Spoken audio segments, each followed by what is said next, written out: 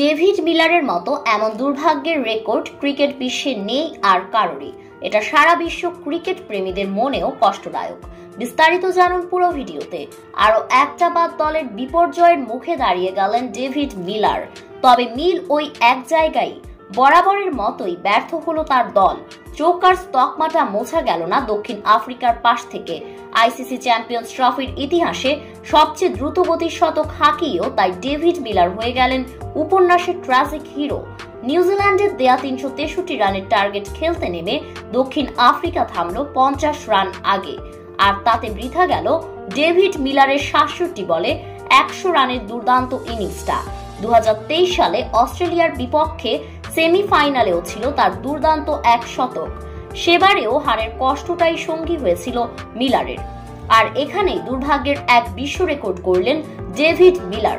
আইসিসির ওয়ানডে ইভেন্টে নকআউট ম্যাচে দুবার সেঞ্চুরি করেছেন তিনি, আর দুইবারই হেরেছে দল। আর কোন ক্রিকেটারের দুইবার সেঞ্চুরি করে দুইবারই বিদায় নেয়ার ভাগ্য বরণ করতে হয়।